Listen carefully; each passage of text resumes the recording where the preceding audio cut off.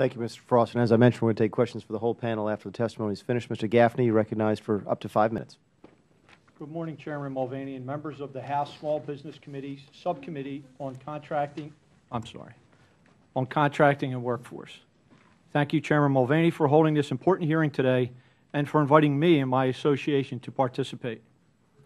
My name is Jim Gaffney, and I'm the principal owner of a small business mechanical construction firm, Goshen Mechanical Contractors, located in Malvern, Pennsylvania.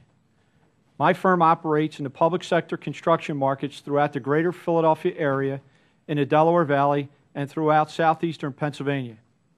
Our firm performs many public sector construction projects in which I am prime and subcontractor, such as public school new construction and retrofits and other municipal facilities, both as a prime and as the sub, with a variety of public sector entities that will be covered by the 3% withholding tax unfunded mandated if it is not repealed before it takes effect in January 1, 2013.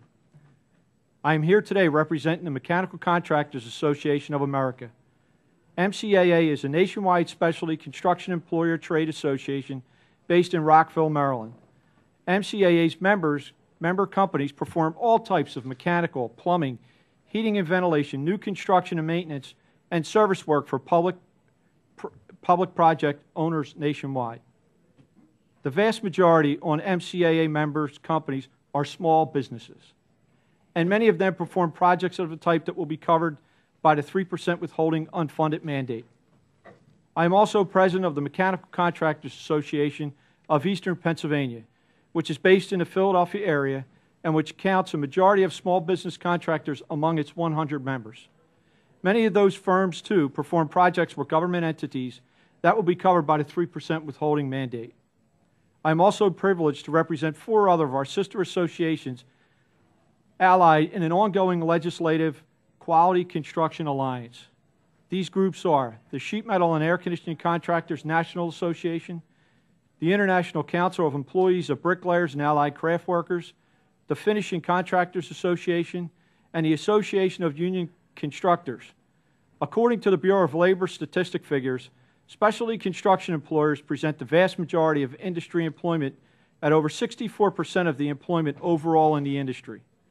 The majority of the QCA Association member companies, too, are small businesses. And they, too, perform a great deal of public work projects with the governmental entities that will be covered by the 3% withholding mandate if it should go forward in 2013. I should add that many of the QCA groups also actively participate in the wider government withholding relief coalition, which also adamantly espouses rapid repeal of the 3% withholding provision in Section 511 of the Tax Reconciliation Act of 2005, and the QCA fully supports that coalition written remarks filed on the record for this hearing. My business is the American dream. I started my business 25 years ago in the basement of my mother and father's home. We worked in the field by day, and we bid at night and on the weekends. The only real downtime that I had was on Sundays for Mass and breakfast with my wife and 4 children.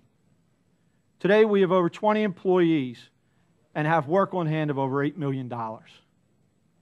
The tax, quite honestly, will put me out of business. Last week, I bid a project in a school district in Lower Merion outside of Philadelphia where I took the job for 4% just to keep the cash flow rolling. I lost the job by 3%. With retainage being held on these projects at 10% plus 3%, small business will be replaced by large brokers that will end up causing the end user more money. Not only will the overall cost go up, but trust me, the quality of work will go down. As a prime contractor, I will not be able to hold the 3% on my subs. As a subcontractor, the prime will incorporate some kind of language to exclude the 3% from my invoices. I've been in business for over 25 years. I pay my taxes every year and on time. It's very easy to determine what my taxes are by the billing systems that are used on our projects. For each project, I must submit a detailed breakdown for the project before it starts. Labor, material, equipment, everything, soup to nuts. Once it's approved, I bill percentages each month for that work that was performed. Each month, a CM, project manager, or owner's representative requires a walkthrough to visually confirm all the work that I have on my invoice has been completed.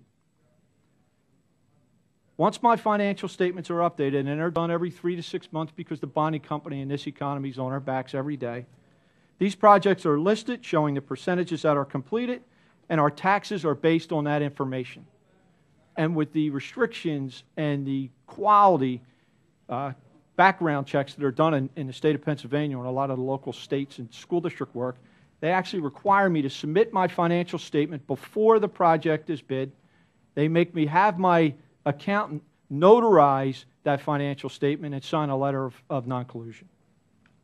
I hear from many economists that in these challenging times, most people don't get it on how bad the economy is until the bomb goes off. I see a lit fuse with this tax.